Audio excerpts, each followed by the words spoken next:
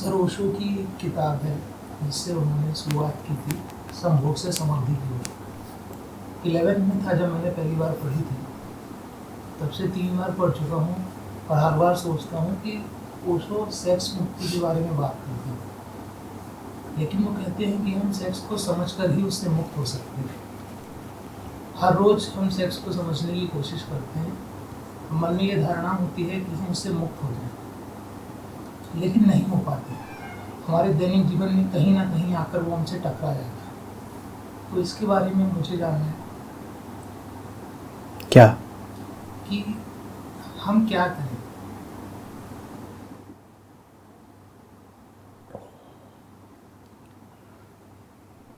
Sex इधर से उधर से आके इसलिए टकरा जाता है क्योंकि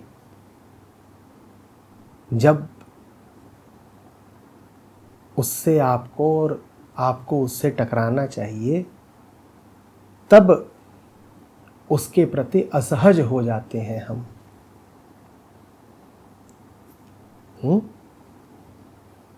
कि जैसे कोई पुराना हिसाब अभी बकाया हो।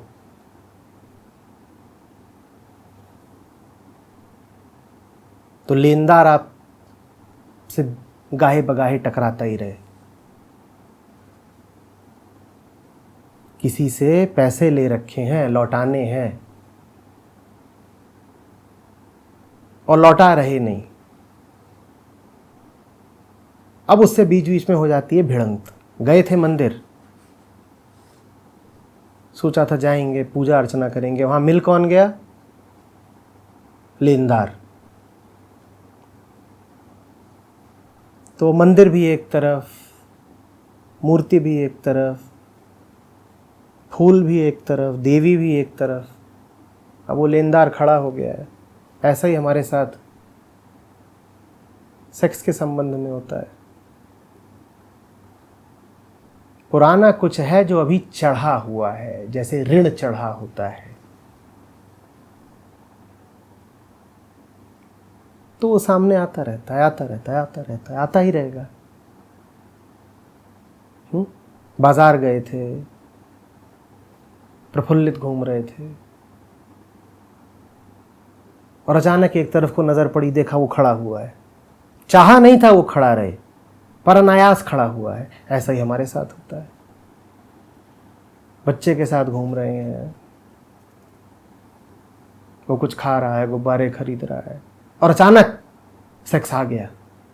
आपने इच्छा नहीं की थी, आपकी मांग नहीं थी, सेक्स आ गया, दूर कहीं से आ गया, कहीं को नजर पड़ी और आ गया। किसी दिशा से कोई संवेग उठा और आ गया।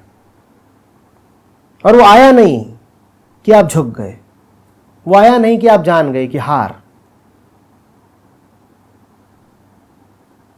क्योंकि ऋणी है, हिसाब बकाया है।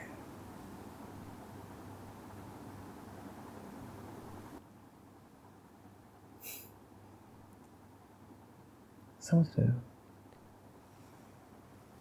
सेक्स की बात ओशो को बड़ी प्रमुखता के साथ इसलिए करनी पड़ी क्योंकि हम सब हैं ही सेक्स रोगी।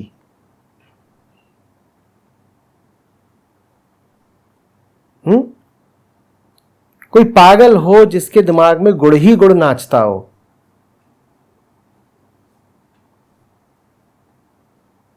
तो उसे चिकित्सक कोई दवाई भी देगा तो गुड़ में मिलाकर ही देगा। देखा है ना?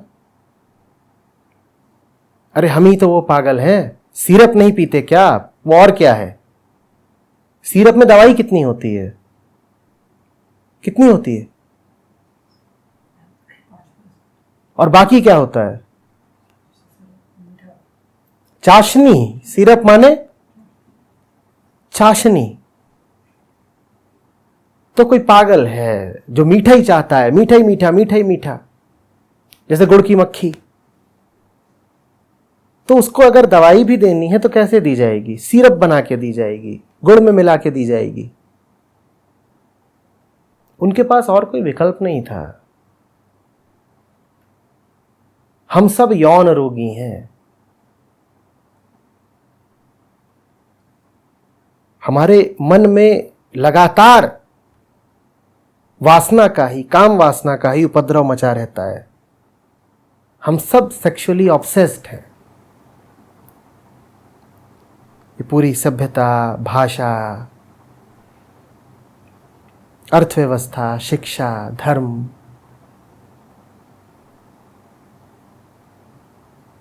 आदमी का पूरा जीवन मंडल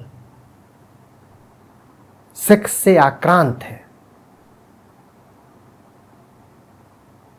तो इस स्थिति में कोई यदि आपकी चिकित्सा करना चाहे तो उसे सेक्स के प्रश्न को संबोधित करना ही पड़ेगा, और वो उन्होंने किया।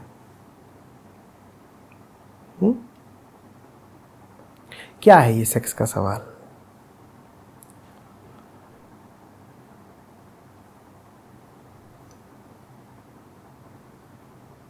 थोड़ी देर पहले ही हमने कहा था कि हम एक तलाश हैं, हम एक प्यास हैं।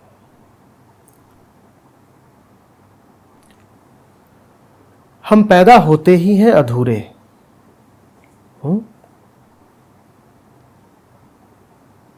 और लगातार इस कोशिश में रहते हैं कि कुछ मिल जाए जो आंतरिक रिक्तता को भर दे।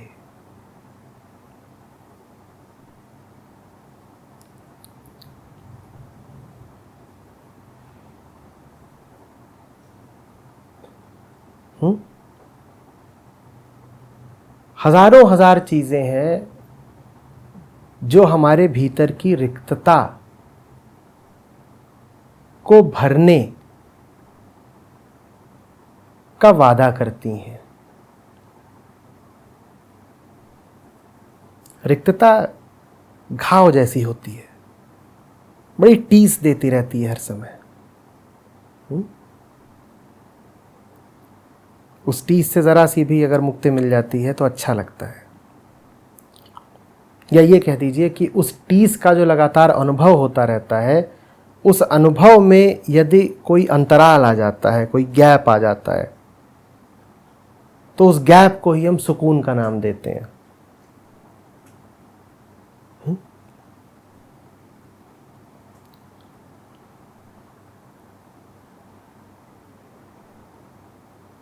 शरीर के तल पर किसी दूसरे की मौजूदगी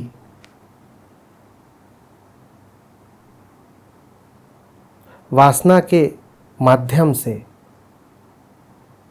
थोड़ी देर के लिए विचारों का थम जाना, ये भी हमारे लिए बहुत बड़ी बात हो जाती है। कि जैसे कोई दिन भर आक्रांत रहा हो, परेशान रहा हो, उसे पल दो पल का चैन मिले। कि जैसे कोई दिन भर का भूखा हो और उसे एक निवाला मिल जाए कहीं ज़रा रात में, उसी को अपना सौभाग्य माने।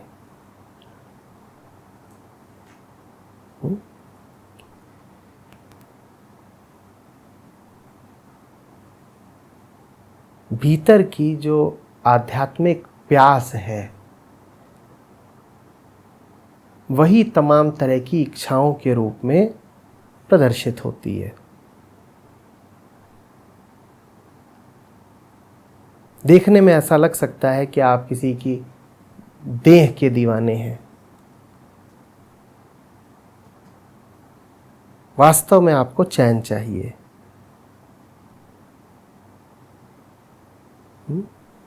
चैन जब तक नहीं मिला हुआ है तब तक आपकी बेचैनी आपका पीछा करेगी।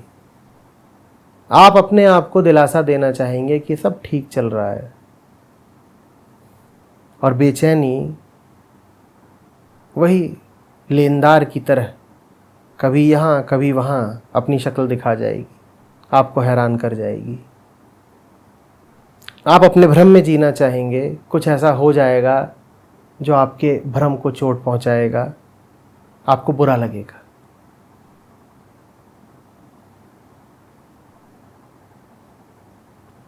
आपके सामने फिर दो विकल्प होते हैं। एक तो ये कि आप अंधे हो जाएं,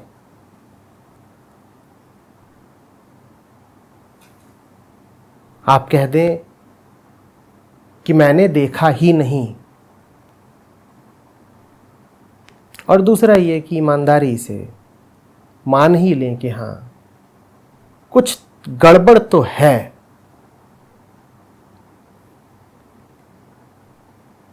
जिसने ये मान लिया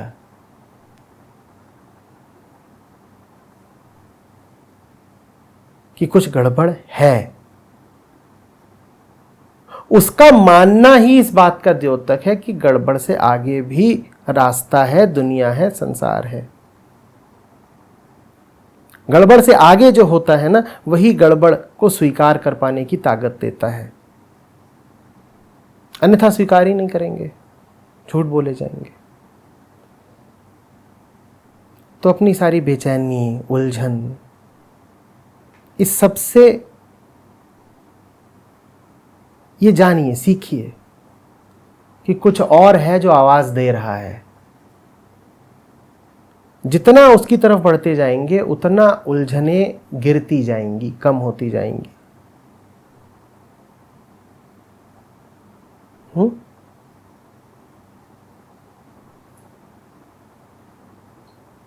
कोई सीधा रास्ता है नहीं किसी भी झंझट से मुक्ति का, खास तौर पर अगर वो झंझट आदत बन चुका हो। अगर आपकी परेशानी आपकी लत बन चुकी है, व्यसन बन गई है, आपकी पहचान का हिस्सा बन गई है, तब तो उससे मुक्ति और मुश्किल हो जानी है। पूछिए क्यों? क्योंकि कुछ अगर आपके लिए लत जैसा बन गया है तो वो इतना अपना एहसास कराएगा अपने आप को कि आप एक और लत में पड़ेंगे। उस लत का नाम होगा छूटने की लत। और छूटने की लत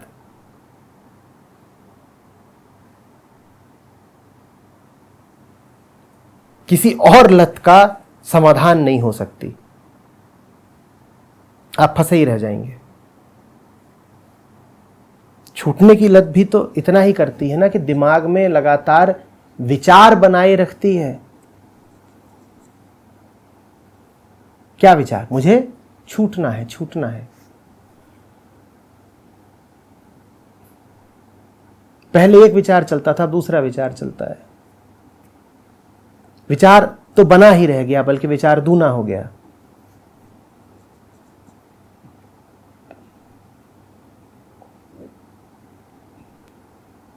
एक विचार आता है वासना, वासना, वासना।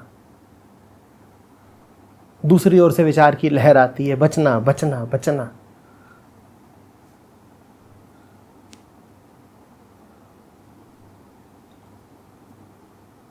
और लहर लहर से मिले, भले ही विपरीत दिशा से, तो इसका मतलब ये नहीं कि एक लहर दूसरी को खा जाएगी, दबा देगी। दो लहरें जब मिलती हैं तो अक्सर उनका आवेग जुड़ भी जाता है, दूना तिगना भी हो जाता है।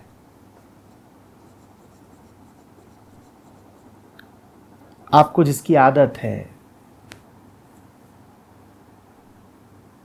आपको जिसकी लत लग गई है, उससे छूटने का एक ही तरीका है कि आप उससे आगे निकल जाएं।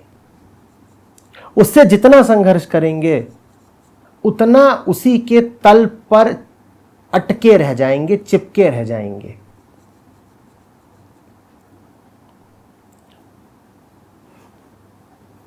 यदि वासना परेशान करती है आपको, तो ये जान लीजिए कि वासना से युद्ध कर करके किसी ने वासना नहीं छोड़ी। वासना उनकी छूटी जिनके लिए वासना अप्रासंगिक हो गई, जिनके जीवन में ऐसा कुछ आ गया कि उसके बाद उनको वासना का होश ही नहीं रहा। क्या आप जाएं उनके पास और बात करें देह के रोमांच की, और वो कहें कि अच्छा रुको, हाँ ये कर लेंगे बात जो तुम कर रहे हो, शायद बड़ी आकर्षक होगी, लेकिन अभी कुछ और है बहुत बड़ा और बहुत महत्वपूर्ण, उसकी बात करनी है, ये बात खत्म कर लें फिर तुम्हारी बात पर आ जाएंगे।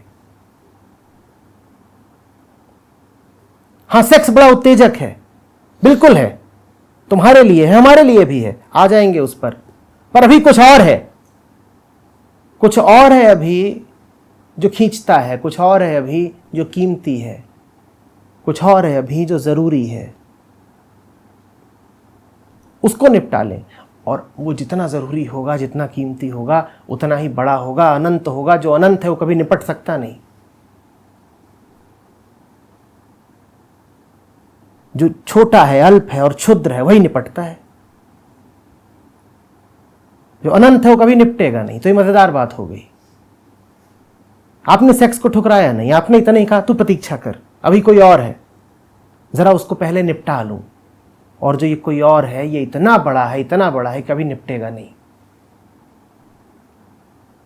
प्रतीक्षार्थी प्रतीक्षा में ही रह जाएगा। वो द्वार के बाहर दस्तक देता रह जाएगा। आप भीतर मंदिर में हो, आप भीतर उसके साथ हो, जिसे अनंत कहते हैं।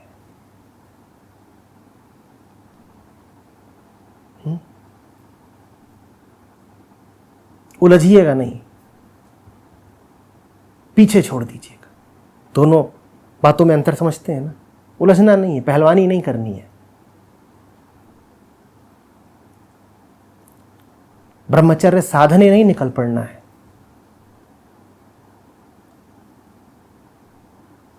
उसको पालो जिसको पाने के लिए व्याकुल ही हो।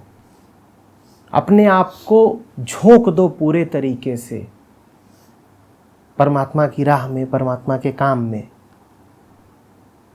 क्या उससे गुजरे बिना उसके पार जाया जा सकता है? कोई उससे आज तक गुजर नहीं पाया। ब्रह्म अनंत है। ब्रह्म के अलावा एक दूसरा भी है जो अनंत है, माया। कोई उससे गुजर नहीं पाया कि गुजर जाऊंगा।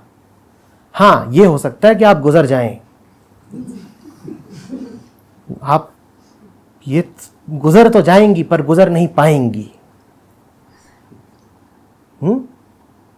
बहुत गुजर गए साहब, जीवन भर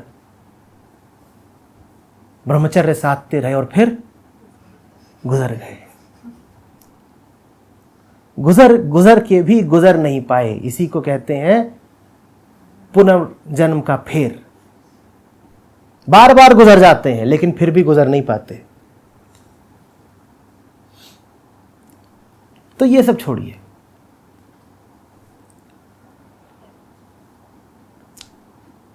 सेक्स को मूल्य दीजिए, अच्छी बात है, कीमती है, मनोरंजक है, आकर्षक है। और कहिए तू बहुत बढ़िया है, क्या बात है, तू सबसे ऊपर है, सबसे ऊपर है, सबसे ऊपर है, वाह, बाकी सब चीजें छोड़ दे तेरे लिए। और जब वो बिल्कुल फूल के कुप्पा हो जाए तो कहीं बस रुकिए, तुझसे एक है जो जरा सा ऊपर है, उसको निपटा ले। परमात्मा अनिपट है। क्या है? अनिपट।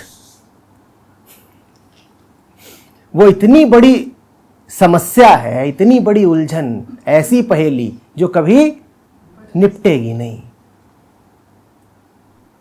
उसको कोई सुलझा ही नहीं सकता। तो घुस जाओ ऐसी पहेली में जो कभी सुलझेगी नहीं। अनंत काल तक उसी में रहे आओगे। अब दूसरे के लिए कहां समय बचा? माया बाहर खड़ी पानी पीती रहेगी, देखती रहेगी कि इधर से छूटे तो हमारे पास आए। आप छूटने से रहे, और कोई तरीका नहीं।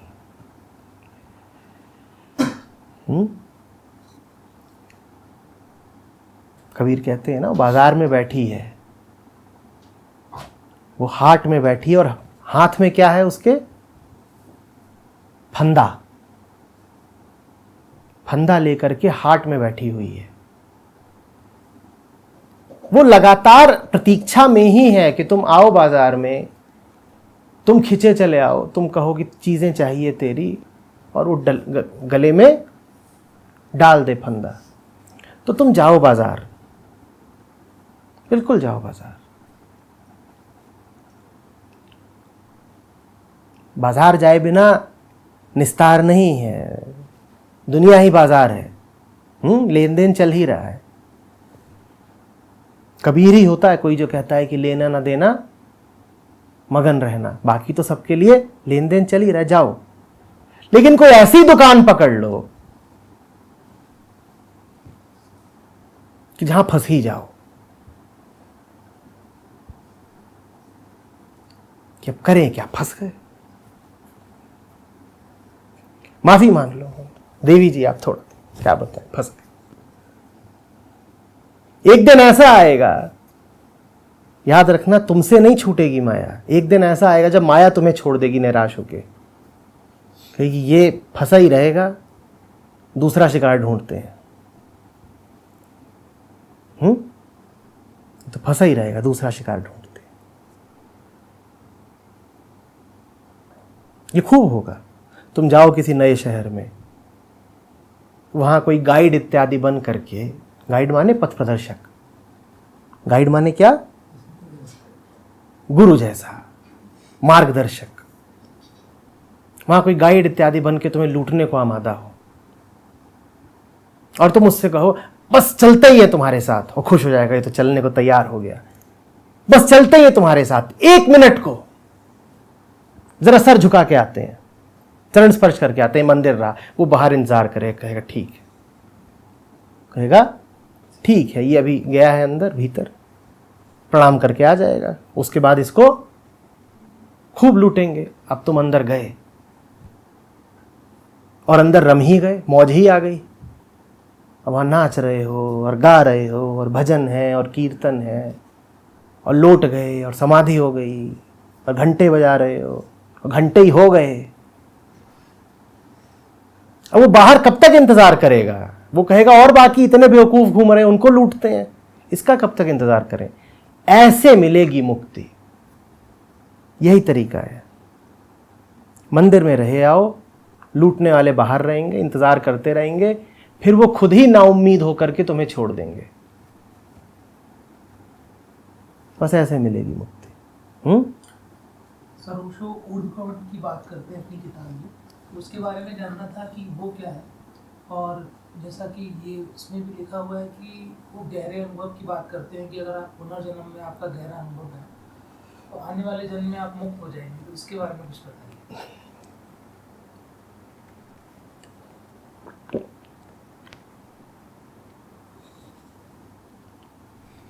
पूर्व जन्म में आपका जो कुछ भी है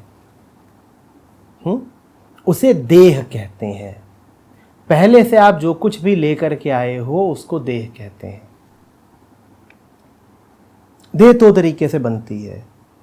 एक तो ये कि अभी क्या खाया, किस माहौल में रहे, मन कैसा रखा, व्यायाम किया कि नहीं किया। और दूसरा होता है देह का बीज,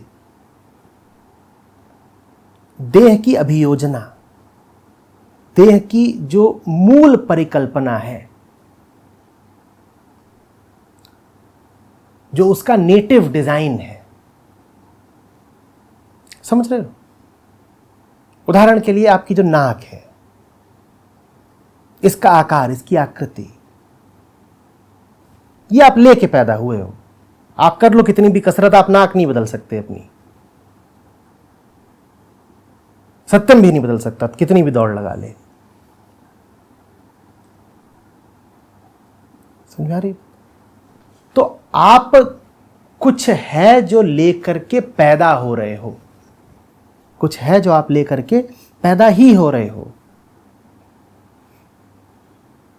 उसी को ओशो कह रहे हैं कि पूर्व जन्म में अगर आपके गहरे अनुभव रहे हैं तो इस जन्म में अपेक्षाया सरलता से आप मुक्ति पा सकते हो, ऊर्ध्वगमन हो सकता है।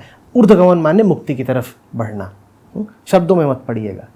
ऊर्ध्वगमन माने मुक्ति की तरफ बढ़ना, अधोगमन माने गुलामी की तरफ बढ़ना, और कुछ भी नहीं।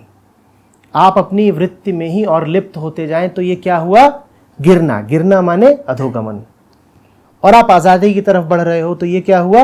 ऊर्ध्वगमन। ऊर्ध्वगमन माने उठना, कि जैसे कोई पृथ्वी के आकर्षण से उठ करके आकाश में तैरना शुरू कर दे, ये ऊर्ध्वगमन हुआ। इतना ही। तो कुछ लोग पैदा ही होते हैं बड़ी घनी वृत्तियों के साथ। सागर में कुछ लहरें उठती हैं एक आकार की, कुछ लहरें उठती हैं दूसरे आकार की। कुछ पैदा होते हैं दूसरे प्रकार की वृत्तियों के साथ। ऐसा बिल्कुल होता है कि कुछ लोगों के लिए कुछ बातें अपेक्षाकृत आसान होती हैं, कुछ लोगों के लिए जरा मुश्किल होती हैं, लेकिन बस अपेक्षाकृत तरीके से। क्योंकि यदि पैदा हुए हो तो अहम के साथ तो पैदा हुए ही हो, आयाम का अंतर नहीं है, अहम तो है ही। परिमाण का अंतर हो सकता है, मात्रा का अंतर हो सकता है, पर चीज वही है। कितनी है इसमें अंतर हो सकता है। समझ में आ रही है बात? तो जो भी पैदा हुआ है उसे वृत्तियों से, वासनाओं से, इच्छाओं से, भ्रमों से और बेचैनी से तो पार पाना ही पड़ेगा। हाँ, उसके सामने उसकी व्यक्तिगत चुनौतियां कैसी आती हैं ये उसकी वृत्तियों पर और संयोगों पर निर्भर करेगा।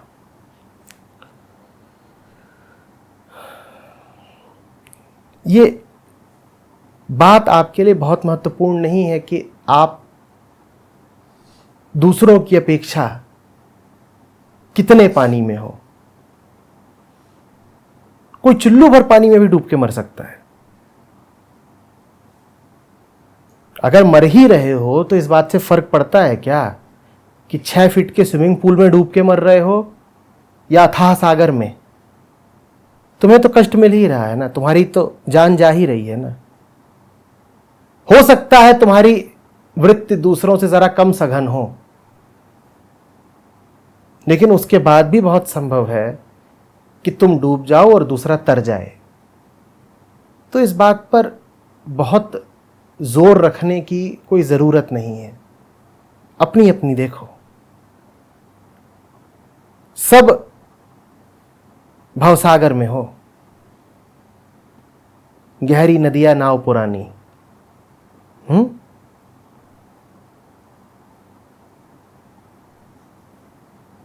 कोई नाव के अगवाड़े बैठा है, कोई नाव के पिछवाड़े बैठा है। जो अगवाड़े बैठा है वो थोड़ी कहेगा कि दूसरे किनारे के हम जरा ज्यादा पास हैं, हम बच जाएंगे। चौड़ी नदी है और जर्जर नाव, और होशियारी तुम्हारी इतनी कि जो नाव के आगे बैठे हुए हैं जरा वो खुश हो रहे हैं कि डूब तो रही है नाव, पर हम पीछे वालों से बेहतर हालत में हैं, हम तट के जरा ज्यादा करीब हैं। ये बेवकूफी है। जो ही पैदा हुआ है वही भवसागर में डूबने सी हालत में है। सब अपनी अपनी स्थिति देखो और तरने का प्रबंध रखो। तरने का प्रबंध भी कबीर बता गए हैं, केवटिया से मिले रहना।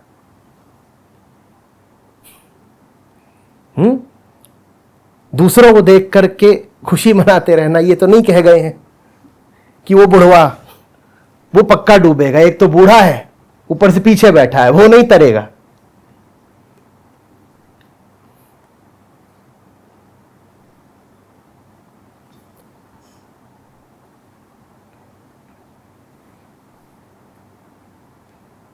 बोलिए।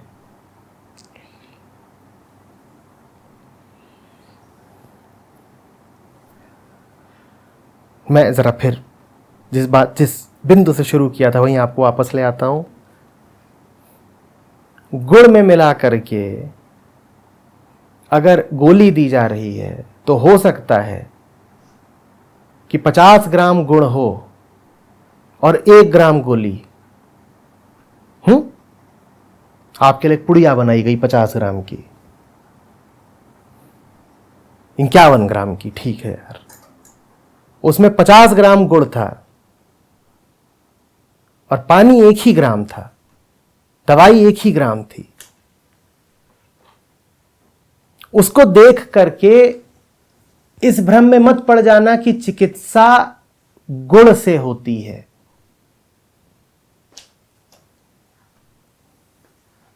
पुड़िया को देख करके इस भ्रम में मत पड़ जाना कि चिकित्सा गुड़ से होती है। और इस भ्रम में पड़ना आसान है, क्योंकि जब आप पुड़िया को देख रहे हैं तो उसमें अधिकांश आपको क्या दिखाई दे रहा है? गुड़। तो आप किसी को दिखाएं कि देखिए चिकित्सक ने ये पुड़िया दी है इलाज के लिए, वो उसको देखे तो उसे क्या दिखाई देगा? उसमें गुड़ ही गुड़ दिखाई देगा। तो ये भ्रम उठना आसान है कि इलाज माने, जबकि तथ्य यह है कि गुड़ आपको इसलिए दिया गया था क्योंकि आप गुड़ के मरीज हो, आप गुड़ के दीवाने हो, आपको गुड़ की लत लगी हुई है। अभी अजीब हालत हो गई ना। गुड़ में डाल के आपको दवाई क्यों दी गई? क्योंकि आपकी बीमारी है गुड़। गुड़ में डाल के क्यों दी गई दवाई? क्योंकि आपकी बीमारी है गुड़। आप हर समय गुड़ ही गुड़ खाते रहते हो, तो इसीलिए दवाई भी गुड़ में डाल के दी गई।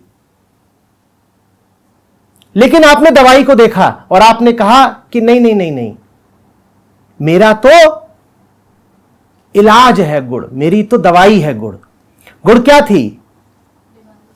और दवाई को देख करके आपको क्या लग गया कि गुड़ क्या है? दवाई। यही ओशो के साथ हुआ है। सेक्स आपकी बीमारी है, तो उन्होंने इसीलिए सेक्स का नाम लिया। उन्होंने कहा संभोग से समाधि तक। नतीजा ये निकला है कि बहुत सारे सेक्स से आसक्त लोगों को यह लगने लग गया है कि ओशो ने सेक्स को ही इलाज बना दिया। उन्होंने इलाज नहीं बना दिया पागलों।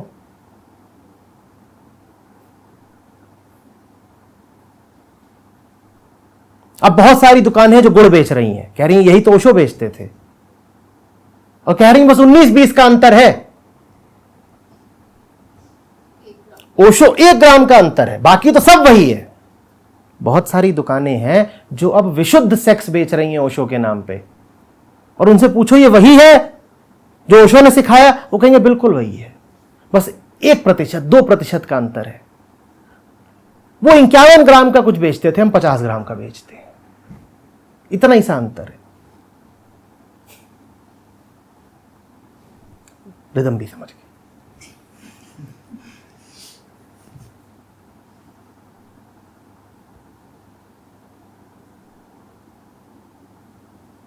आ रही बात समझ में? मन को ही खूब भाएगा। गुड़ के रोगी को कहो कि गुड़ ही तुम्हारी दवाई है, ये तो